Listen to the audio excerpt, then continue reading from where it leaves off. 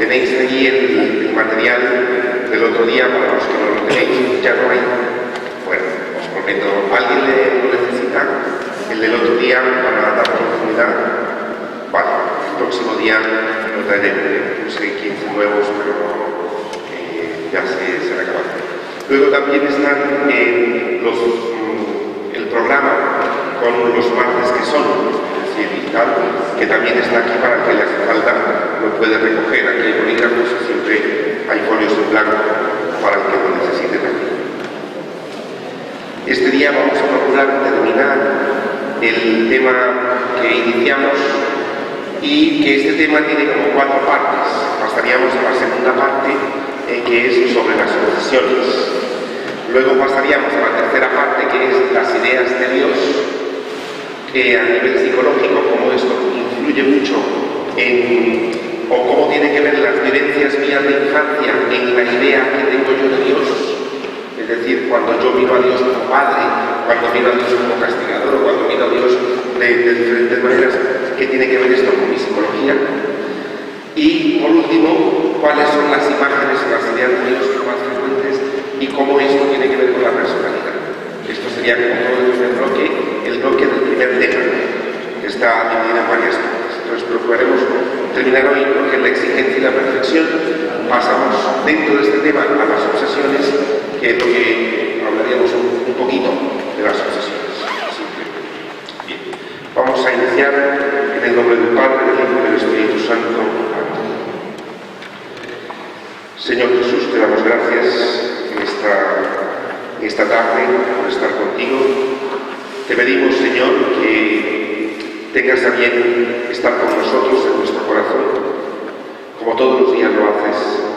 Abre nuestro corazón para aprender aquello que tú quieres que aprendamos, para que aquello que nos suene en nuestro corazón nos ayude a cambiarlo, y para aquello que tú sabes, Señor, que nuestras intenciones es lo mejor, podamos también reforzarlo. Amén. Bien. Si os recordáis, estábamos hablando de la exigencia y la perfección. Esta es como la segunda charla. Y habíamos quedado propiamente en qué pasa si yo me someto a ser exigente. ¿Os acordáis de 2 cosas? ¿Os acordáis que había una parte mía que era una parte exigida, ¿sí? Y una parte, digamos así, que era el exigidor, o el que exigía, ¿sí? Esta era, hablábamos la mente, y este soy yo, ¿sí? Hablábamos esto de que esto lo desarrolla Roberto Levi, que es una... Entonces nos propone que mi mente, ¿os acordáis del caballo y el jinete? ¿Sí? De que mi mente a veces se propone llegar al canal, y sea como sea, tiene que llegar al canal sin tomar en cuenta mi cuerpo, mi cansancio, sin tomar en cuenta nada, simplemente porque la meta es al canal y hay que llegar sea como sea. Este tipo de exigencia, ver si en realidad nos promete a nosotros o nos hace llegar de una manera más hacia la excelencia, es decir, alcanzar el objetivo. Veíamos el otro día también que no porque yo sea muy exigente en la vida, alcanzo los objetivos que me propongo. También hablamos nosotros que la exigencia más alta, si es que exigencia se puede llamar, es decir, el objetivo más alto cristiano para nosotros es la santidad, y que cuando uno se exige demasiado, ¿qué es lo que pasa con eso? Hablábamos el otro día también de que la psicología no cuestiona en ningún momento ningún valor cristiano, sino, lo hablábamos ya, que este sujeto, ¿qué es lo que le pasa cuando quiere intentar vivir la santidad? ¿Ya? ¿Qué es lo que vamos a ver después? Por ejemplo, hay personas que son muy obsesivas y que a lo mejor la vivencia de la santidad pasa por mucho dolor, por una situación muy dolorosa interiormente, cuando se está trabajando esto, se puede vivir la santidad de una manera no digo rebajar de la santidad, sino es humanamente, sin un machaque, sin una culpa, sin una situación tan grave. ¿Sí? ¿Me seguís? Bien. Y entonces esto es un enorme resumen, muy pequeñito, de lo del otro día. Pero, ¿qué pasa cuando me someto? Estamos en la página número 3. Página número 3. ¿Qué pasa si me someto a la exigencia? Es decir, yo quiero alcanzar un objetivo y ¿qué pasa cuando mi mente dice, sea como sea, hay que llegar? Pasa por encima de ti. En la vida cristiana, recordemos una de las cosas que más padecemos, escuchamos siempre el famoso mandamiento: amar a tu prójimo como a ti mismo. Siempre escuchamos amar al prójimo como a ti mismo. Amar al otro como a ti mismo. Generalmente hacemos el énfasis en hay que amar al otro, pero se nos olvida esta parte de como a ti mismo. Y entonces la pregunta es, ¿cómo te tratas tú? Si tú eres muy exigente contigo mismo, vas a serlo muy exigente con los demás. Si tú no eres capaz de detenerte a descansar, cuando el otro se detenga a descansar, le vas a decir que eres un vago. Sí, y entonces comienzas. Puedes llegar a vivir una vida cristiana con una zozobra donde Dios también, vamos a ver cómo, fijaros en esto. Si yo soy muy exigente, probablemente tengo, y esto es la última parte,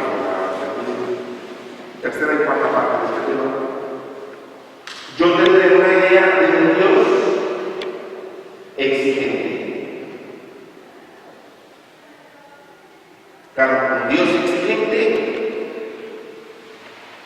una persona exigente tendrá un Dios exigente, seguro. Una persona que se exige mucho a sí misma tendrá una idea de que Dios exige muchísimo y que de disfrutar nada, de disfrutar cero. Y esto es la dificultad que tenemos a veces para acercarnos al Evangelio. ¿Os recordáis que yo decía este tipo de personas más ponen el énfasis en la puerta estrecha, en el que no está conmigo está contra mí, como dice Jesús, en una serie de exigencias que las hay en el Evangelio, pero no logra ver la parte de la ternura y la parte celebrativa, no la logra en el Evangelio. Entonces, esto tiene que ver con eso. Bien, muchas veces cuando le hago caso a la exigencia sin misericordia, lo que pasa es que hago un como si. Los como si hacen mucho daño en la vida del espíritu. Este someterse trae consigo el resentimiento. Es decir, si yo me exijo sin misericordia, si no tengo paciencia conmigo, si hoy fallé, si ayer me salió mal, si me he prometido que esta Cuaresma, o esta Semana Santa, o esta Navidad, o este año, y no lo logro, y no tengo misericordia conmigo, ¿qué es lo que pasa? Si me exijo demasiado, como no lo alcanzo, comienzo, la mente no es capaz de procesar este fracaso, entre comillas, que no es un fracaso, y comienzo a hacer un como si. Como no lo puedo solucionar y no puedo ser perfecto, la mente pues tiene sus ideas locas, como a todos se nos ocurre, y entonces se dice a sí misma, vale, yo no puedo ser perfecto, pero voy a hacer como si no fuera. Como si no fuera. Entonces mi hijo tiene que ser perfecto, yo tengo que ser la más guapa y la más educada de la familia, todo tiene que ser aquí, mi pareja tiene que ser también, y todos hagamos como si todos nos llevamos muy bien y todo aquí está perfecto, hagamos como si fuera así. ¿Os parece esto conocido? El como si. Hagamos como si esta cena de Navidad es maravillosa. Nadie se habla. Dios. Hagamos como si. Los como si en la vida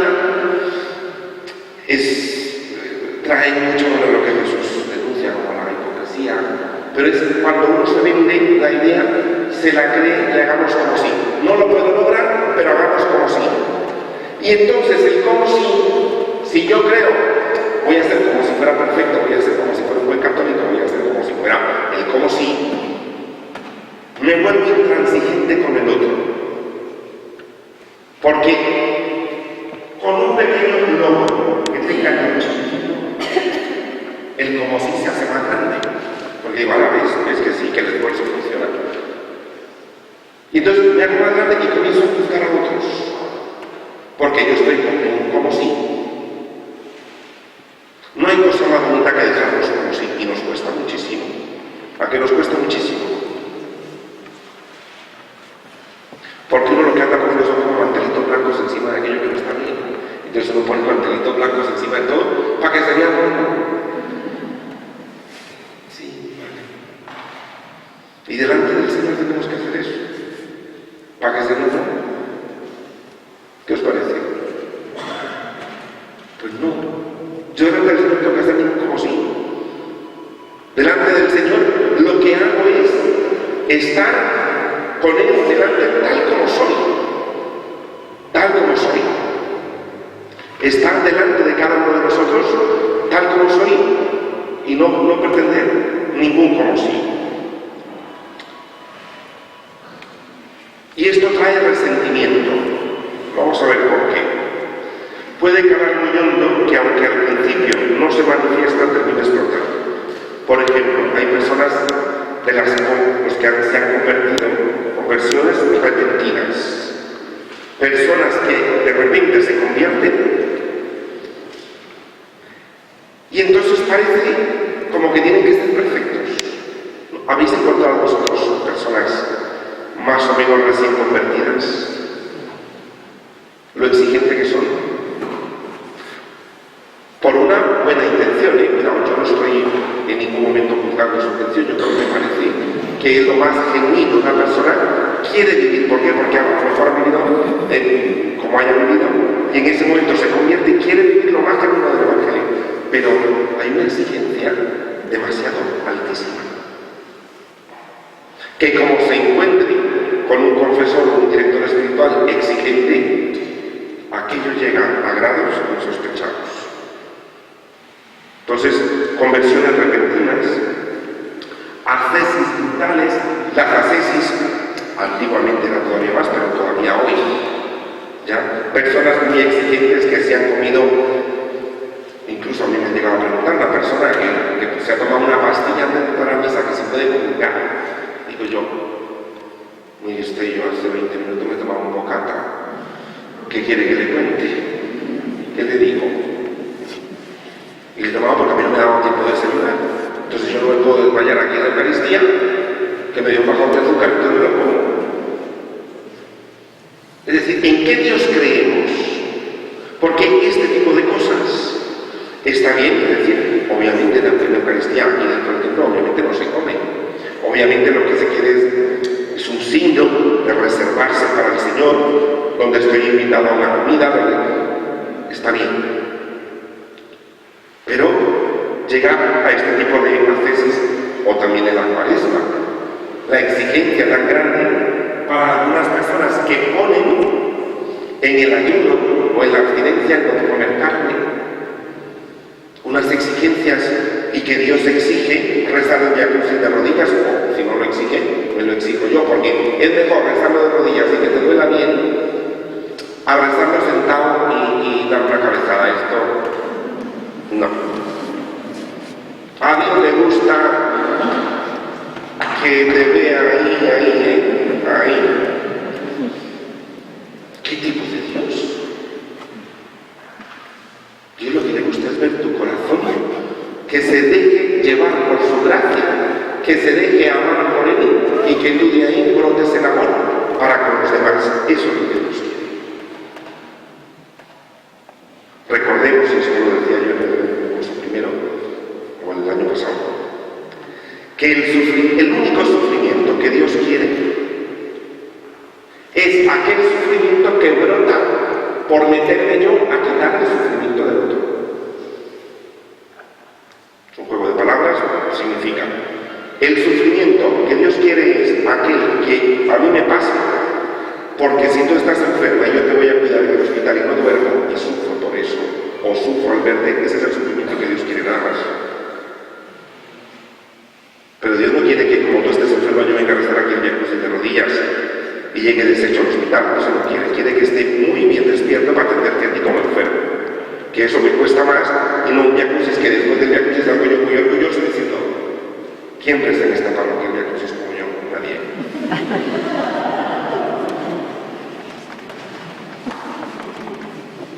En cambio, lo del enfermo nadie se da cuenta. El enfermo pasa desapercibido. Tú en el hospital pasas desapercibido. A lo mejor nadie en la familia se da cuenta que pasaste la noche ahí. Eso es lo que cuenta. Y también si haces un Via Crucis, haces una oración, bendito sea Dios. Pero no pongas el énfasis al revés. ¿Me explico? Porque de lo contrario,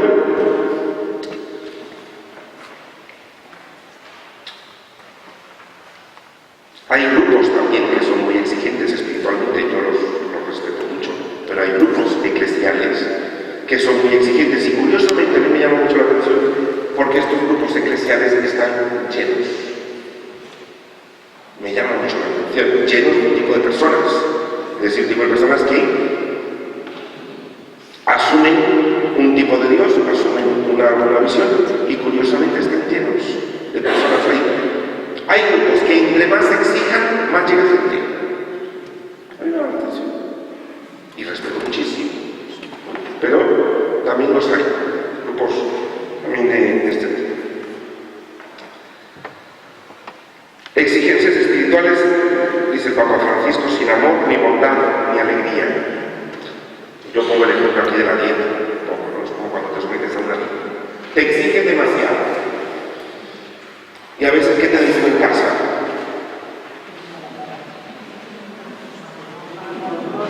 ¿Por qué tan mal humor? Mejor comete un filetito y la pasamos bien todos. ¿Te parece? Porque la exigencia causa un resentimiento. Porque yo me estoy exigiendo y el de enfrente no. Y esto causa un resentimiento interior. Entonces yo que me estoy aquí de pie y tú estás sentado, yo que me exijo tanto y tú no te exiges, me vuelvo fuerte de los demás, la rabia que llevo dentro y el resentimiento que llevo dentro lo saco. Y esto pasa. San Francisco de Asís, hay una anécdota de él muy interesante. San Francisco de Asís, sí, él pues tenía sus exigencias, tenía sus momentos para alcanzar sus objetivos, etc. Pero encuentra el ayuno en la Edad Media, el ayuno era muy... pues, había que hacer los 40 días de ayuno, tal, para los religiosos. Y estaban en el convento, estaban los frailes, y una noche el fraile se retorcía del dolor del estómago, por hambre, pero por hambre. Bueno, y en la Edad Media ya os imagináis lo que significaba un ayuno. Pero por hambre. Y entonces Francisco le dice: ¿qué te pasa? Es que tengo hambre. Y le dice: no hay problema, despierta a todos los frailes, se los lleva a todos a la cocina, calienta la comida y le dice: mira, todos vamos a romper aquí el ayuno, todos, porque este fraile tiene hambre. Dice: porque si solo él lo rompe, nosotros no vamos a creer más. Dice: aquí lo vamos a romper todos iguales. Y le dio de comer a tocar los frailes felices. Pero esto es cierto, es una anécdota cierta de San Francisco. Pero eso es un santo.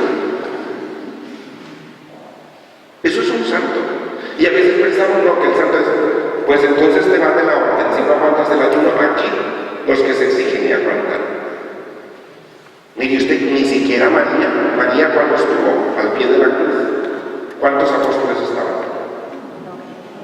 Uno. Y decía un profesor mío, y eso que Juan escribió el Evangelio, a lo mejor él se puso ahí para bloquearlo.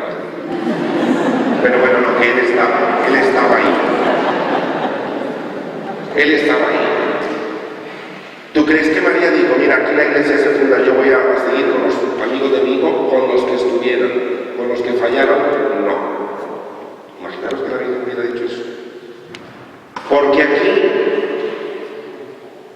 María entendía en misericordia a sus hijos, a los apóstoles, a los amigos de su hijo. Solo Juan era el más joven, el más atrevido, los demás estaban muertos de miedo. Sin embargo, María, después de la vida de nosotros, en Pentecostés, rezando con los amigos de su hijo, pidiéndole al Espíritu que le diera fuerza, por cobardes, pero que le diera fuerza, y creyó en ellos, y esperó María con ellos a que recibiera que la fuerza del Espíritu, porque María creía en ellos. Un momento de debilidad no significa, y había que escuchar a su hijo, que el que no está conmigo está contra mí, que hay que estar con la puerta estrecha, que nadie es profeta. Habían escuchado a su hijo y habían visto todo. Salió ese fue. Y María, ¿por qué? Porque María tiene el espíritu de su hijo, que es la misericordia, la comprensión. Lo mismo a Pedro, después de que hace eso, que le niega, le tiene confianza. Y había escuchado las exigencias de su maestro. ¿Me explico? Es decir, que a veces hemos pensado en esto. Claro, imaginaros si uno está con una tesis y con una situación muy fuerte, como os pongo ahí, que esto lo dice el Papa Francisco, muchas gracias. Muchas veces los cristianos tienen más la cara de ir a un funeral que de ir a alabar a Dios. Claro, cuando uno está haciendo dieta, cara de alabar a Dios no tiene. Cuando uno es muy exigente con uno mismo y cree en un Dios súper exigente, venir aquí a alabar al que me exige, muy difícil es. Yo vengo aquí a alabar al que me ama, al que me entiende y al que me comprende. A ese Dios es al que me ama. Y que me exige en misericordia, que me exige en ternura.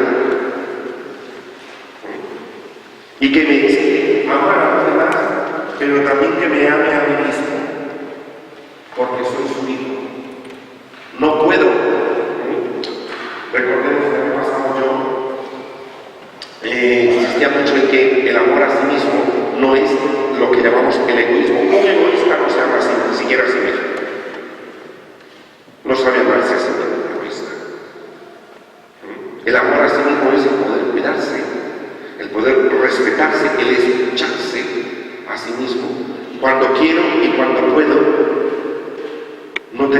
No pasar sobre mí, porque si yo paso sobre mí, probablemente pasaré sobre los demás, seguro.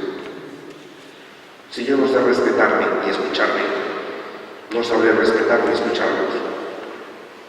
Porque aquí todos al caballo. Cuando el caballo tiene hambre, tiene sueño o quiere beber agua.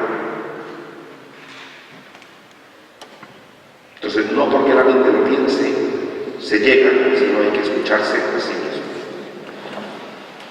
En la página número 4, bueno, lo que os decía ahí, muchas veces ganaré como sea y lograremos cueste lo que cueste. El fin justifica los medios. Y os pongo ahí pues también un ejemplo de la exigencia como en una fábrica. ¿Habéis tenido alguna vez a lo mejor algún jefe exigente? ¿Y cómo os sentís? ¿En un trabajo? Sí, pero si es una persona exigente que no tome, que tú le dices, mira, es que ahora, vamos a ver, tengo 7 cosas, tú me das la octava, esta la tengo que hacer mañana porque esto no me da tiempo. Yo les digo, para hoy, pero esto no un día. No te escucha, te da igual, si tú te mandas de viaje, pero tienes que... ¿Cómo te sientes?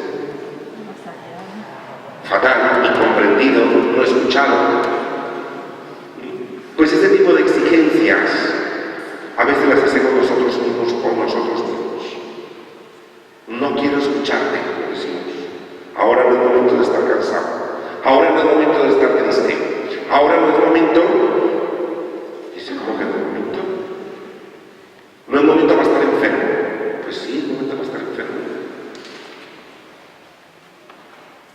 ¿Cuántas veces hemos pasado por encima de nosotros mismos? E incluso hasta hemos llegado a tener una pequeña sonrisa diciéndole al Señor, ¿ves lo que puedo hacer por ti? Yo creo que el Señor me dice, ¿y yo qué te quería costar? Porque con ese gustado que tiene, yo pensé que te ibas a acostar y me hubiera gustado muchísimo que te acostaras.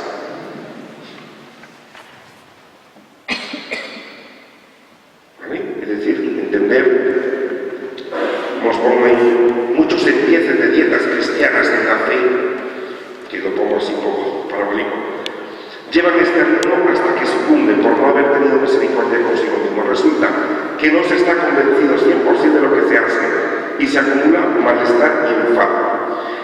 Esto muchos directores espirituales que son muy exigentes y que no toman en cuenta el proceso, sino que se fijan en la meta. Esto es muy lamentable porque culpabilizan a otros. Personas que, y cuando hablo de directores espirituales puedo hablar de sacerdotes,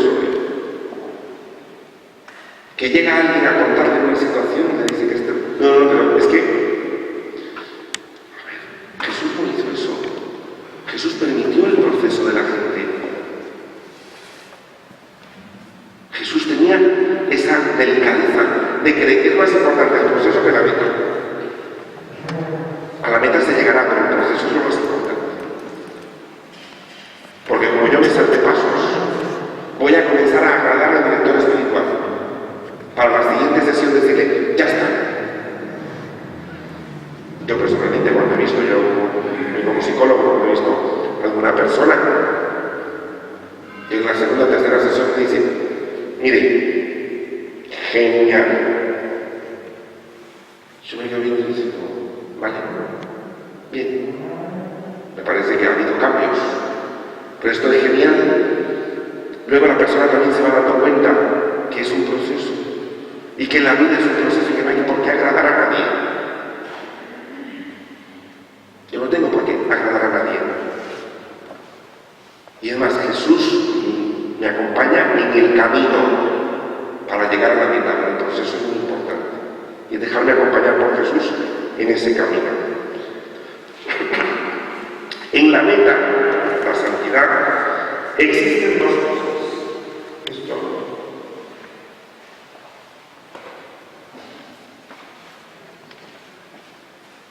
Existe la meta y existe la actitud para llegar a la meta.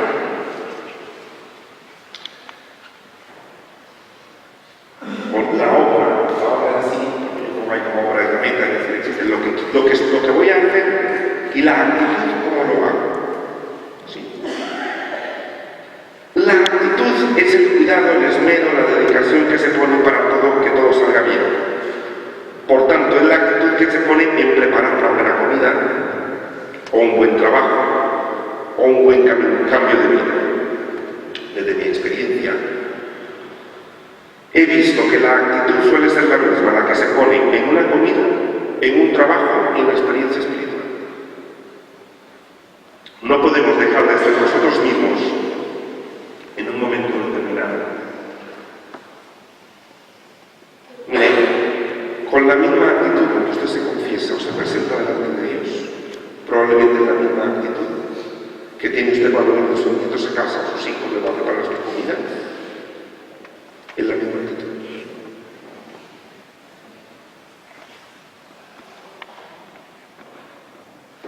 No puedo dejar la actitud, digamos, es como, por ponerlo de una manera un poco jocosa, no es como el modo de andar. Uno cuando ve a una persona de lejos, que uno dice, viene fulano, o por los pasos, porque es como la manera que tienes de hacerlo, es decir, le diferencia.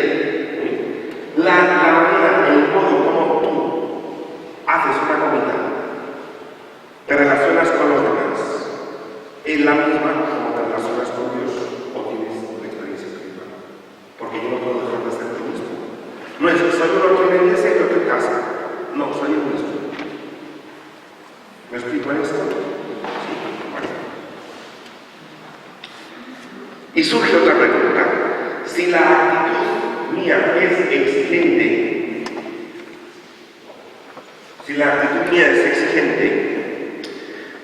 esta actitud me ayuda como camino ideal para alcanzar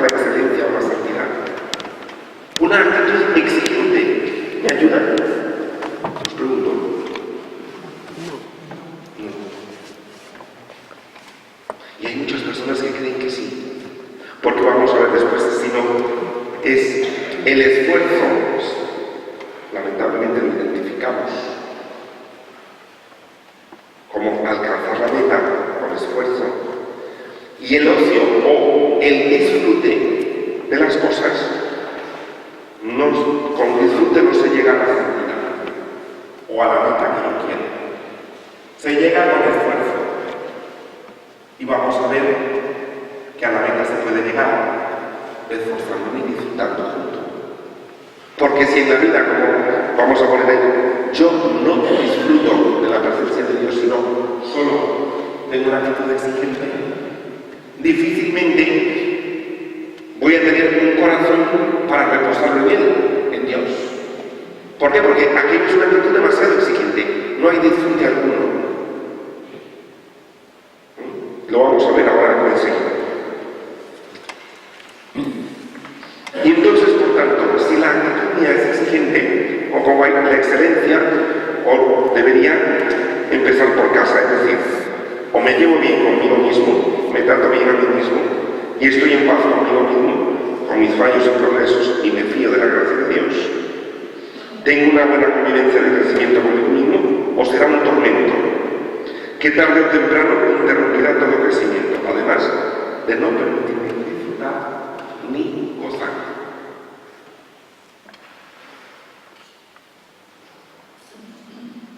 Si yo os pregunto ahora, palabras que identificáis con religión, así que os vengan: Dios, amor, sacrificio, exigencia,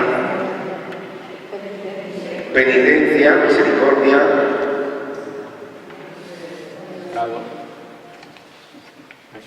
pecado. Le llevamos por unas 15 o 20. Y no sale por ningún sitio, y no lo esperaba tampoco. Gozo, alegría, celebrar, disfrutar. Esto asociado con la religión no aparece. Imaginaros la religión que vivimos.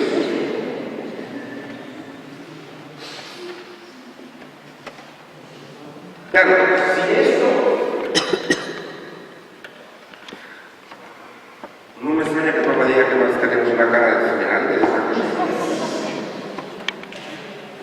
No me extraña que quien te vea a ti no te vea disfrutar, de estar contento, alegre, de estar gozoso, de decir, ¡hala! Bueno, soy cristiano, ¿no? Una cosa tan...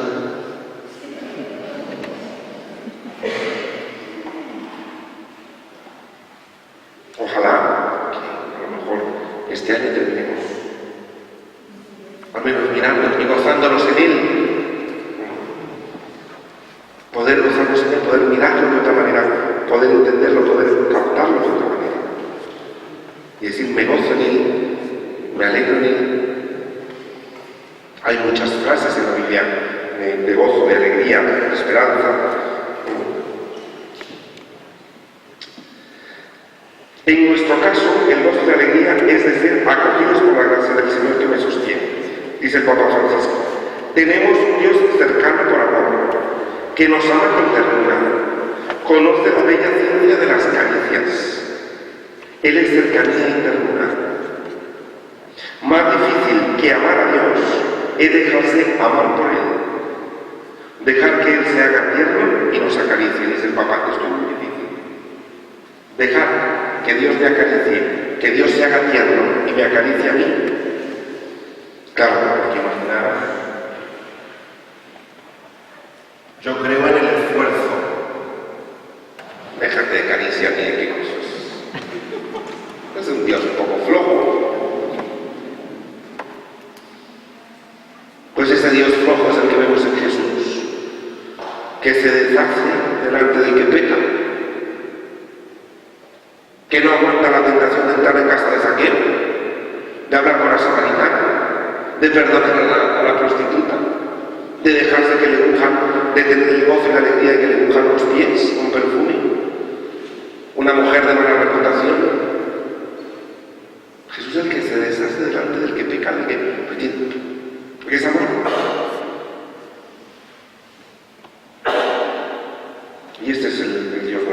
Papa lo dice muy bien, dice, conoce la bella ciencia de las caricias. ¿Cuánto necesitamos una caricia? Muchísimo. La caricia de Dios en mi corazón. ¿Vosotros acariciáis vuestro corazón? No. ¿Suena pañoño?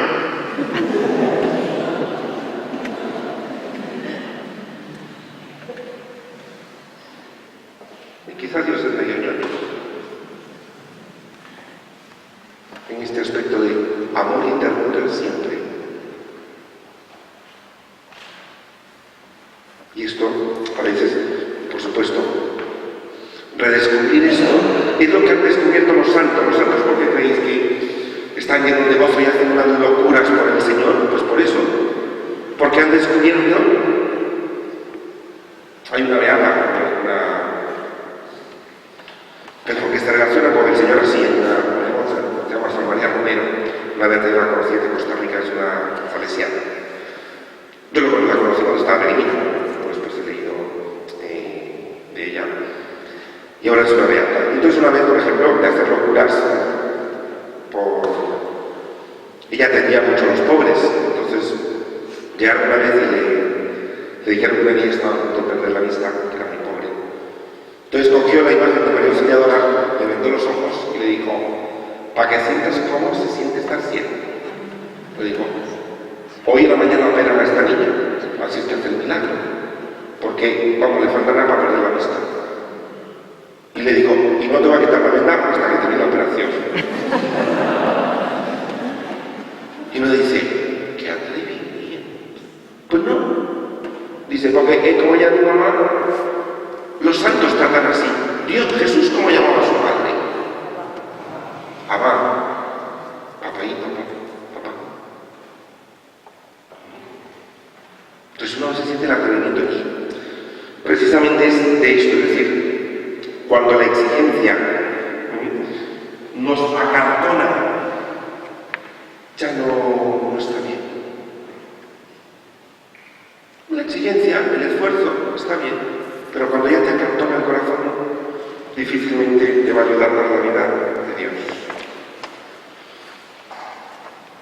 De no ser así, pondré toda mi confianza en mi propio esfuerzo, y esto es un engaño en la vida del espíritu, por cierto, muy peligroso, porque se encubre muy bien con palabras muy virtuosas que al final uno pregunta, ¿te fías de Dios, de su amor? Y ahí está el dilema, dice el Papa, que estas personas no saben de amor, no saben de belleza, de la artesanía de la vida, por pretenderlo todo perfecto. Se fijan en la vergüenza que produce el fallar, en vez de decir bendita vergüenza. Esto lo dice el Papa.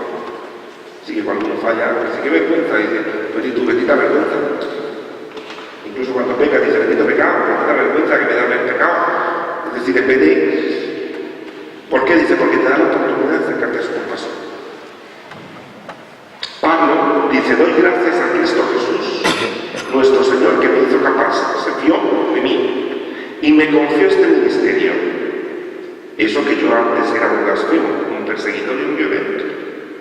Pero Dios tuvo compasión de mí, porque yo no era creyente y no sabía lo que hacía. Dios derrochó su gracia sobre mí, dándome la fe y el amor cristiano. Esto lo dice Pablo en 1 Timoteo. Y lo voy a desglosar porque tiene esto mucha vida. Primero, doy gracias a Cristo Jesús, que me hizo capaz, se fió de mí y me confió este ministerio. A Pablo, que le decimos a San Pablo. Dice, eso que yo antes era un blasfemo, perseguidor y violento. Y luego dice, pero Dios tuvo compasión de mí, porque yo no era creyente. Y luego ahí es donde quiero llegar. Y dice, y no sabía lo que hacía. ¿Os parece que Pablo no sabía lo que hacía?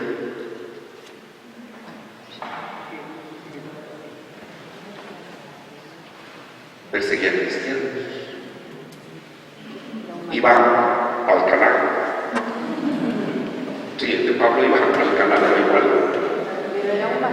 Porque era un mandado, pero un convencido. Era un convencido de la ley. Él era un convencido de la ley, era un judío todo arreglado.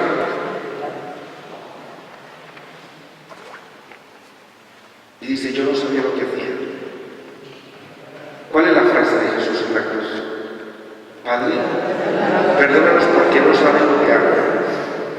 Y esto es tan difícil para nosotros captarlo. Ya sabéis que yo siempre digo que la oración que hacemos nosotros es al revés. Padre, no nos perdones porque saben muy bien lo que están haciendo. Anda que se no sabe lo que están haciendo. Si me ha gritado, si me ha dicho, si me ha insultado, si me ha quitado, si me ha puesto, si me ha dicho. Y Jesús dice, es decir, por las motivaciones inconscientes que hay, por las situaciones de Jesús. Y yo creo que si supiera en realidad lo que está haciendo, no lo haría.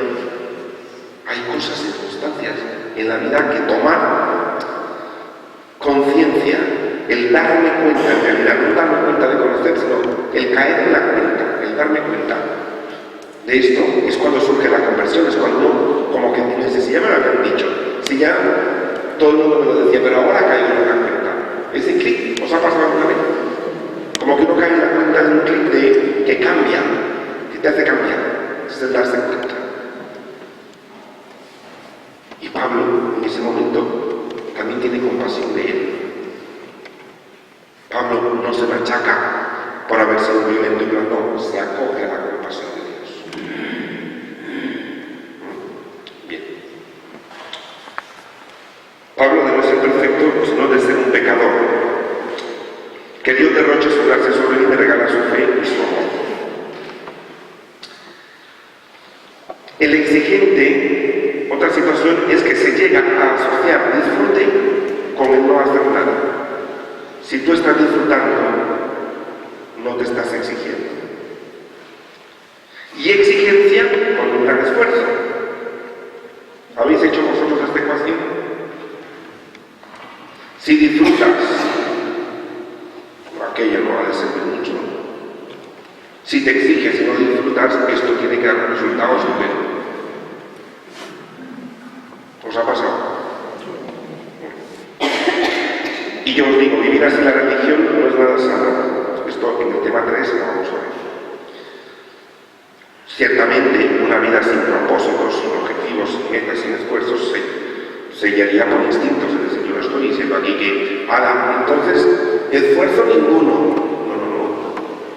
Es decir, lo hemos comprobado que hay esfuerzos que nos llevan y hay momentos, es decir, importantes. Entonces,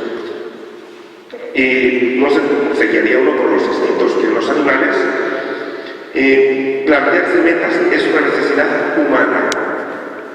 Tú y yo tenemos metas, y como cristianos tenemos una meta. San Pablo dice que nuestra meta es la medida de la estatura de Cristo. Es decir, es una meta alta. Es una meta alta, pero ten paciencia. Y ten paciencia con los que están a tu alrededor, que es muy importante. Y aquí, esta es la última parte, que antes de ir, yo creo que se la terminaré. Debemos tener apasionamiento por las cosas. Cuando uno se apasiona por algo, además de disfrutar haciéndolo, tiene una resonancia interior. El escritor no solo escribe, sino que dice yo soy escritor, y decimos tiene vocación de escritor. Si lo hace por oficio y no manifiesta satisfacción por lo que hace, decimos lo hace pero no tiene vocación. Esto hemos encontrado muchísima gente, ¿ya? Hay hasta curas. Podemos hacer cosas sin vocación, ¿vale? Es decir, que de todo.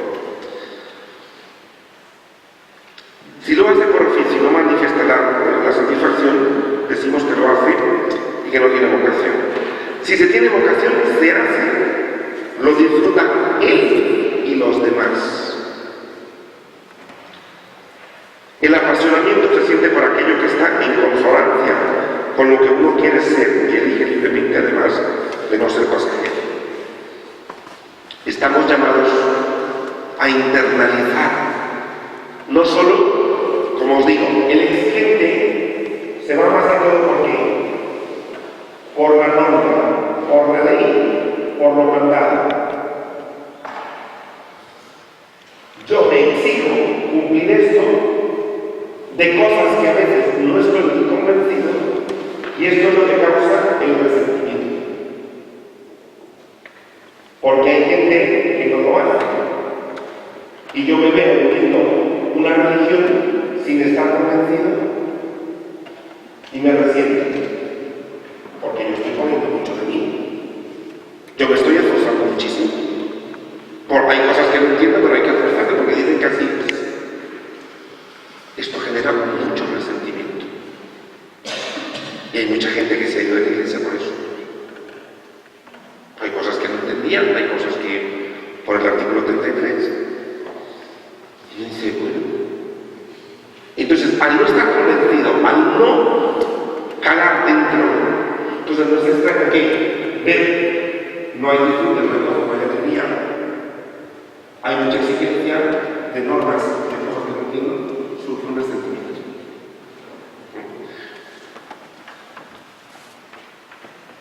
Estamos llamados, por tanto, a internalizar, no tanto para el resentimiento. Entonces, no es tanto exigirme aquello que no entiendo, sino los valores de la vida los voy a extender. Que entren en consonancia conmigo. Eso se llama internalizar los valores. No por complacer. No es por complacer a la abuela, no es por complacer a mi madre, no es por complacer a nadie que yo estoy aquí, ni que soy cristiano. Dice el Papa Francisco, nadie es cristiano por casualidad. Dios tiene un proyecto para cada uno de nosotros. Y entonces, esto va a ser muy importante.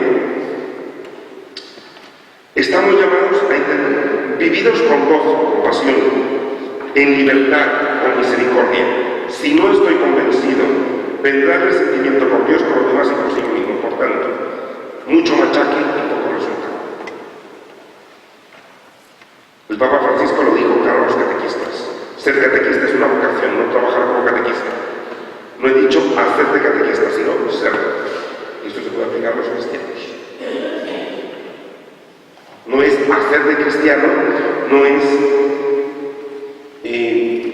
trabajar o estar venir a misa, sino es dejarlo que cale hondo. Pero claro, depende de la visión que tenga yo, de la exigencia que tenga yo, de la idea de Dios que tenga yo. Si no hay eso, difícilmente lo voy a meter. ¿Sí? Lo logramos ver.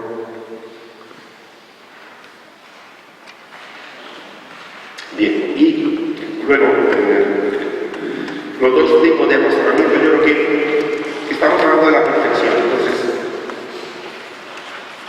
la exigencia y la perfección. Y lo que se nos pide es apasionarnos. La exigencia es más externa. La perfección es un acto acabado que lleva al final de las cosas. Lo que se me pide es apasionarme en el proceso. ¿Sí? ¿Os habéis apasionado por algo vosotros en la vida? ¿Algo os apasiona? ¿Sí? Bueno. Claro que sí, nos apasionan cosas, ¿no? Pues ojalá que dentro de ellas esté el apasionamiento por Cristo. Me apasiona el Señor. Pero claro, llegar a esto, si no nos quedamos en esto,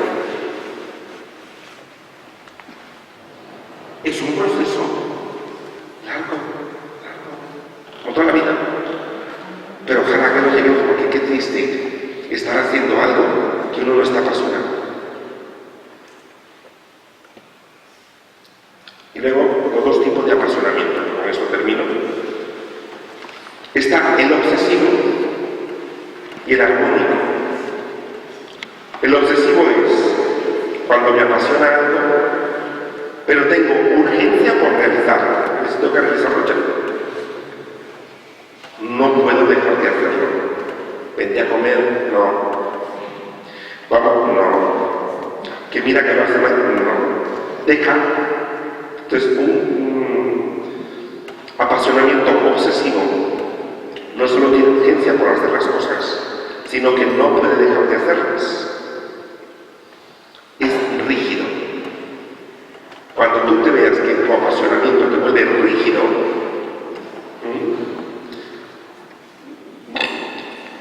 pon un ejemplo de apasionamiento. Vamos a ponerlo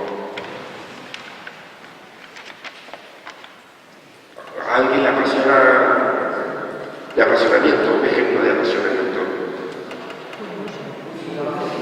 El trabajo es algo muy típico. Me apasiona mi trabajo. Se vuelve obsesivo cuando el hacer mi trabajo se vuelve superurgente. Cuando no puede dejar de hacerlo. En esto hay muchos problemas a veces en el hogar, en las familias. Hay personas que se llaman work alcoholic, es decir, como personas casi ebrias en el trabajo, ¿no? Por trabajar. La rigidez, muy rígido, no metódico. Todo tiene que ser así, siempre así. No puede haber ningún cambio. Nadie más como yo, etc. Excesivo sufrimiento cuando no se alcanza la meta.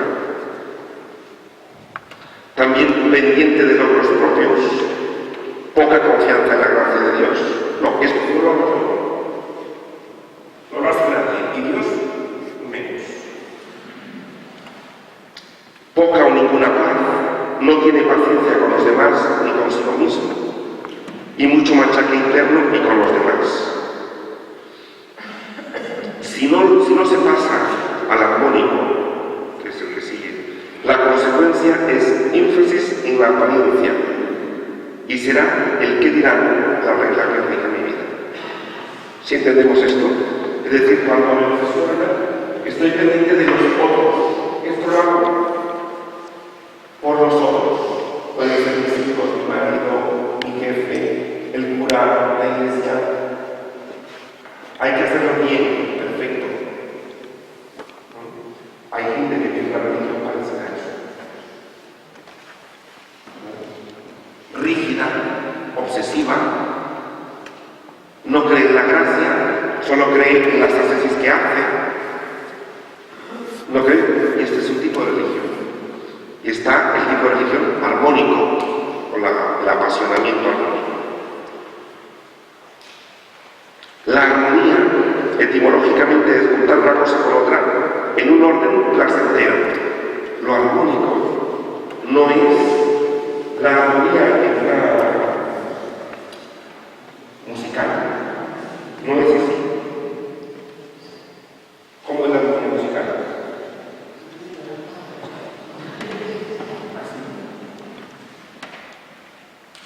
En esta casa quiero armonía, y así no así.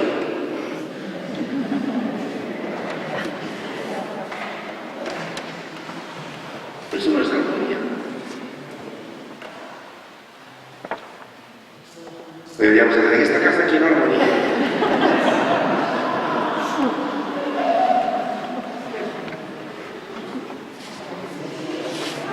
¿Por qué? Porque a veces el orden, que todo esté genial, me parece que es totalmente que hay una frase que dice, donde hay orden, está Dios. Imaginaros una casa donde se pronuncia eso. ¿Y hay orden está Dios? En la mía, si fuera por eso.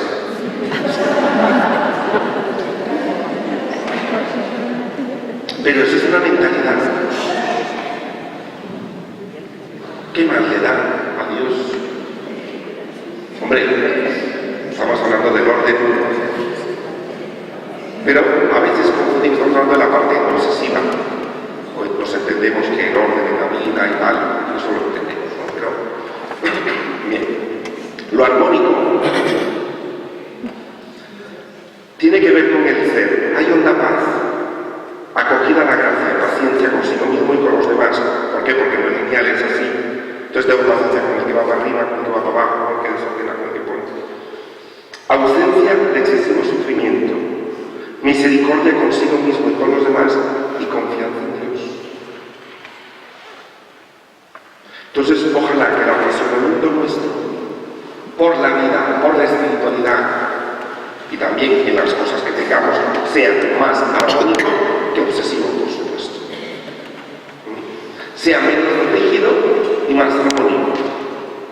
El próximo día hablaremos un poquito también de las obsesiones y hablaremos también de esta dificultad del movimiento en la vida. Cuando nos volvemos rígidos, recordemos que la vida en sí no es ni aquí ni ahí, sino aquí y ahí. En la vida el ir y venir, el contacto y retirarse, el poder estar y no estar, esta es la vida. A veces pensamos que la vida todo es estático, y no. Vosotros ahora venís al curso y luego os vais. Llegáis a casa, entonces uno contacta, a veces pongo el ejemplo, uno contacta con el frigorífico y no se queda pegado al frigorífico. Uno coge de ahí y se va a la mesa, uno se queda en la mesa, después se va al sofá y no se queda en el sofá, se va a la cama y luego después de la mañana se levanta. La vida es movimiento, puro movimiento, totalmente. Movimiento es todo, y tu vida y la historia de tu vida es movimiento. Y a veces nosotros queremos que las cosas no se muevan, cuando Dios las hizo en movimiento, en armonía. Bien, vamos, con esto termino y vamos a hacer brevemente una pequeña oración agradecidos con el Dios de la vida.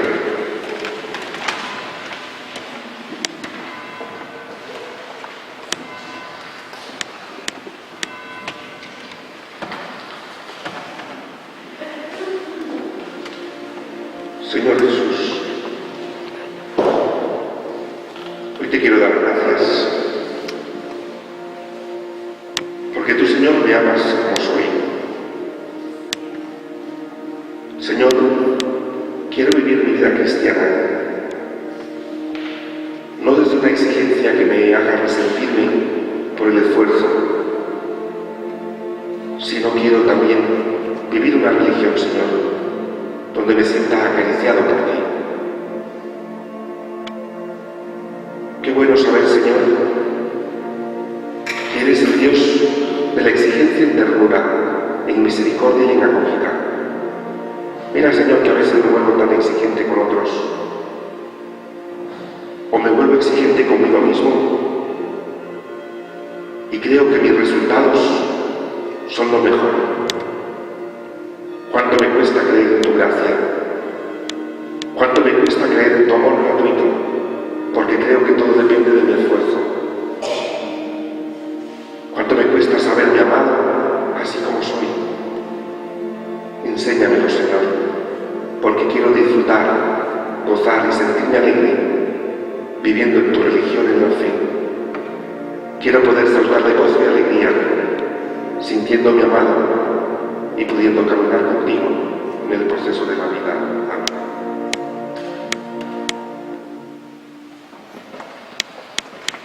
Bien, pues buenas noches.